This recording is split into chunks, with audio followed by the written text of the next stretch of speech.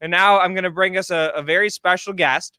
He teased us in the chat. He said, hey, I have a new stock. Bring me back on to pitch my new stock idea. And I said, all right, to right now. Let's do it. Let's do it right now. So I'm adding him onto the stream. Our young investor. There we go. Round of applause. Back with us. Hello. Back at it again. What's up, man? How you doing? Yeah, can you hear me all right? Yes, sir. Brilliant. Just crystal clear. Yeah. So do you want me to get right into it then? No, not yet. We got to do a little bit of an intro, right? If anybody's new, that they haven't hung out on the show before, and guys, I see the tickers you're dropping in the chat, so and I'll jot them down. But if you're new, you have not been a long time listener of the show. This is our young investor back at it again. He is 12 years old and smarter about the market than 99% of us out there, myself included. Maybe 99% is aggressive. We'll say 85%.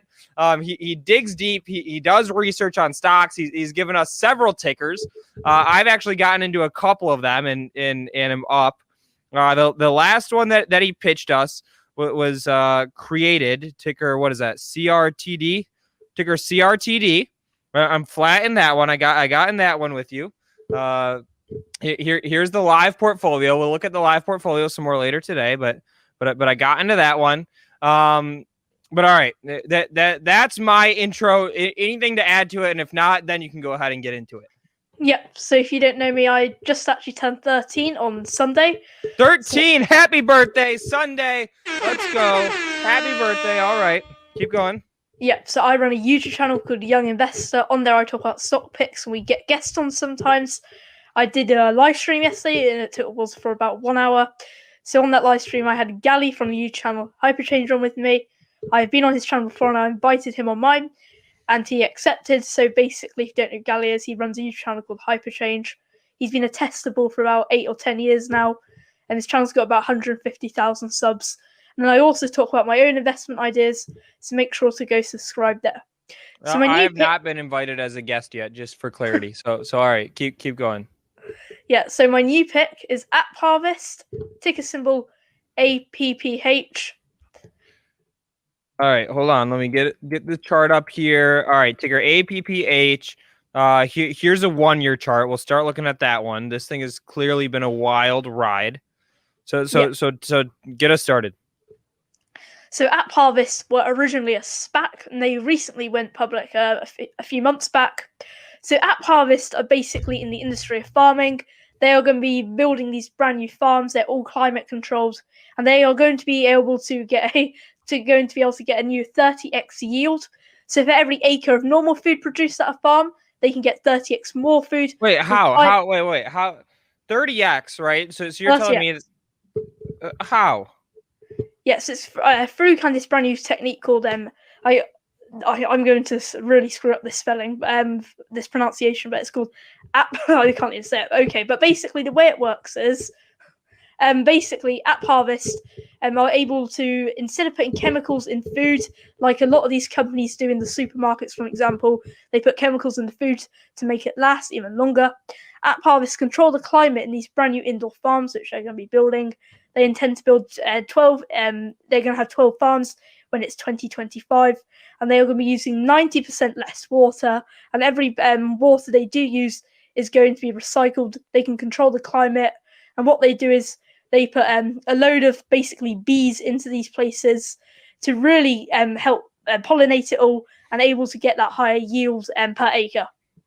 Okay, so they get the 30x in here. I have their website up on the screen again, guys. The company is AppHarvest, but basically the way that they're getting 30 times more yield is because it's indoors, it's in a greenhouse. They can recycle the water, everything is controlled, etc.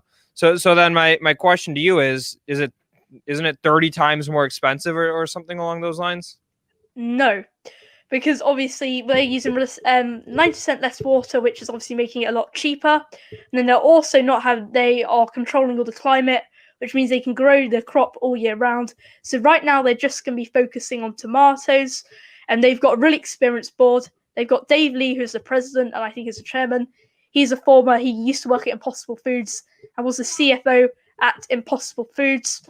They've also That's interesting. Yeah, they've also got great success story. Yeah, they've also got Martha Stewart, who's the founder of Martha Stewart Living on the board. She is pretty famous. She has over 3 million Twitter followers, and she's a great support of this company. Okay, wait, we need to clarify this. Did you know who Martha Stewart was before you started researching this company? No clue. Okay, all right, there we go. Wait, we're doing a round of applause for that one.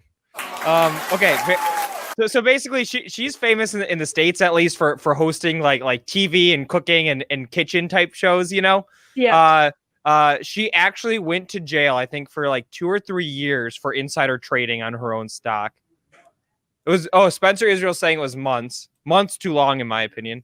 Just kidding. But okay. All right. So all right. I was curious if you had known her, but keep going. So you're talking about the CEOs from Impossible Foods. They have Martha Stewart on the board. Keep going. Yep. So they were also the President Dave Lee was on SPAC's attack. I think maybe a week back. I watched the whole interview. So shout out to the whole team at SPAC's attack. Shout out Chris Catchy. And all right, there we go. Yeah, so I think this company is kind of overpriced. You've got quite a premium baked into it, just because it's kind of this brand new technique, which is going to be really transforming farming. So you do have quite a bit of a premium priced in. I brought the stock at $16 or $17, so it's near the bottom in kind of this mini correction which we've had. So I decided to take. Yes, I brought it around $16, $17. When the CEO was on SPAC's attack. All right, so a few days before that. So if you guys don't listen to SPAC Attack, that's a show right before this one. You clearly are losing money because the stock is ripped since then. Yeah. So I brought around near the bottom of this stock, so I'm quite pleased. I'm up about 35% in about a week or two of holding the stock. In 2025 they're projecting $435 million worth of sales for the company. I do think this might be a bit underappreciating what it could be, especially if they can really deliver and if all these new techniques work out for them, it could actually be higher than 30x. I think that also the company, along with this, their kind of marketing is food which is growing 30x more per yield. It's also going to be pretty similar to organic food with no chemicals and no kind of pesticides in any of the products.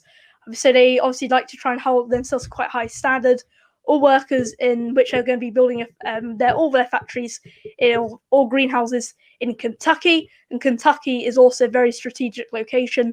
70% of the US population is in a 1 day's drive of Kentucky, and they're also going to be getting support from the local government there, as they really want to kind of get these companies into their state. So I do think this just shows how the management team is very calculating, and they are also trying to get their workers getting paid their kind of a quite higher wage, and so around the living wage. They are also going to be educating people in Kentucky. They give some money to charity as well.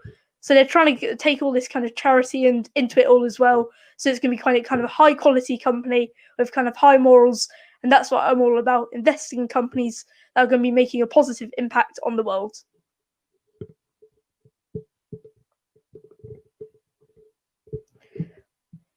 So I think the stock right now is at around a maybe almost $2 billion valuation.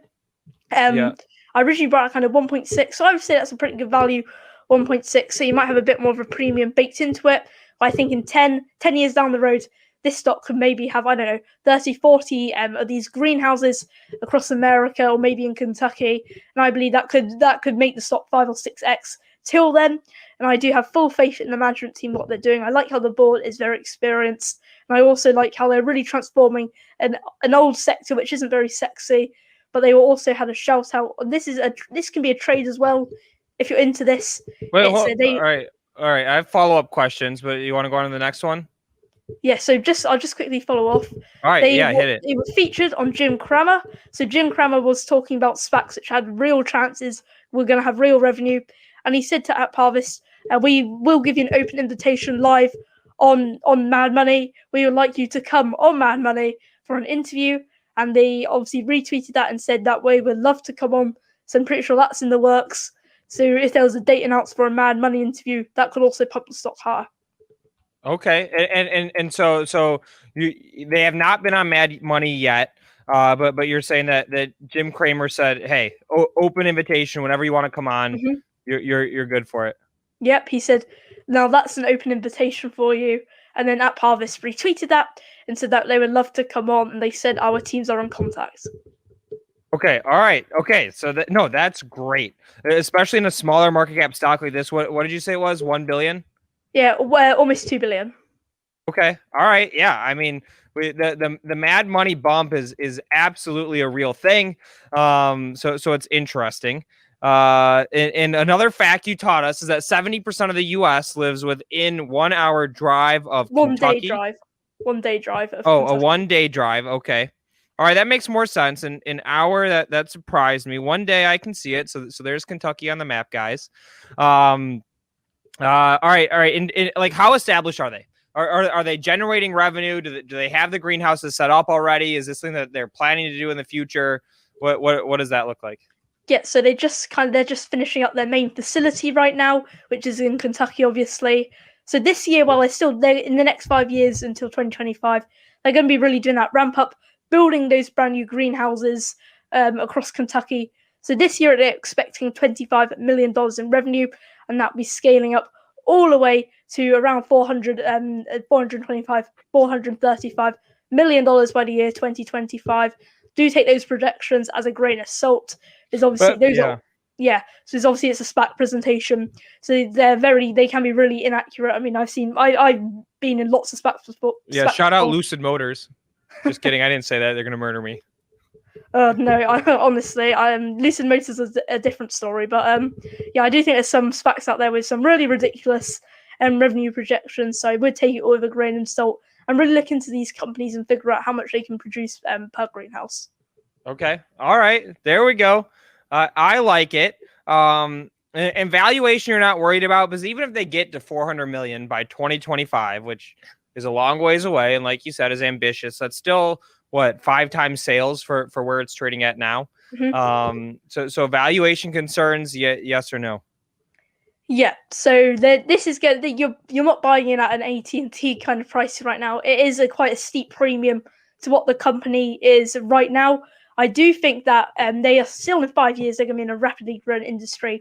The world needs 50% more food by the year 2025. So they are still going to be rapidly growing in 2025. So I would expect, while a company's still in hyper growth mode, there is usually a premium priced into that. I saw a quote the other day from somebody I know who said, if people aren't saying a stock's overvalued, I don't usually look into it. So I think that's a reference, obviously, growth stocks right there. But I do think this stock, 2025, hyper growth, you're still going to have this premium priced in, as people still want to see where they're going to be in 2030. So also that's 5 years in 2025. As people have kind of that 5-year view these days. Well, they say they have a 5-year view. Sometimes they might be looking for that mad money pump. But I do think that all of it together, 2025, this stock will be substantially higher than it is now. And 2030, I think this could be an $80, $100 stock if that team does deliver and that management team does execute on what they've said.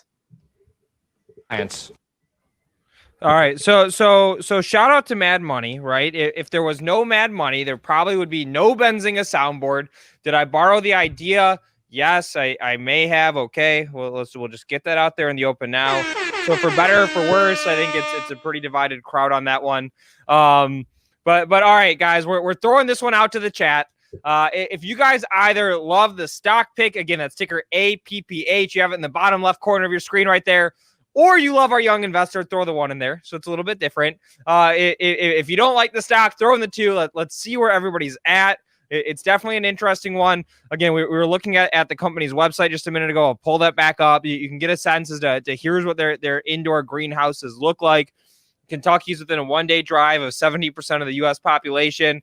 And then last question for you. What did you do to celebrate your birthday this weekend? So what presents did I get? What presents? Did you do a special activity? Oh, you're in England. You're still so locked down.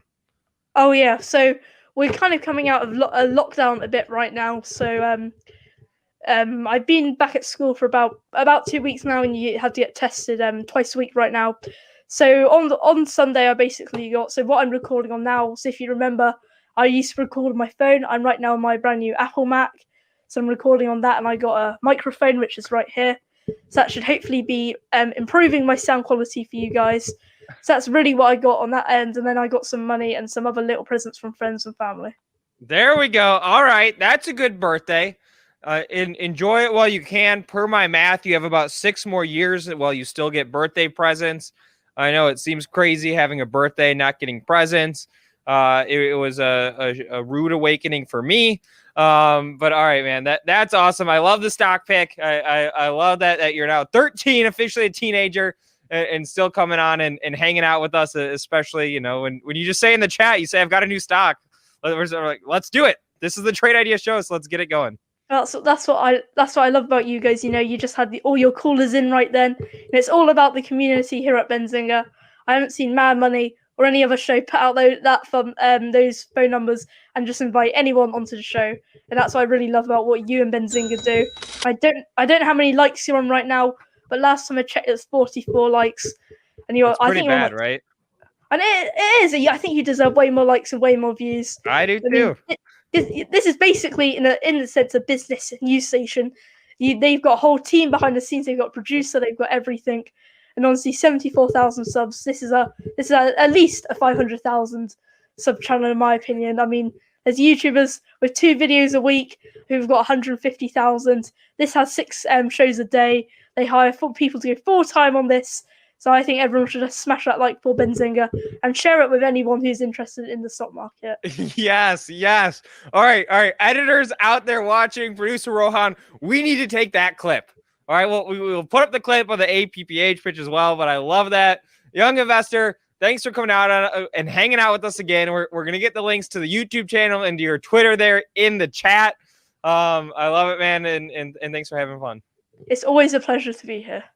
There we go.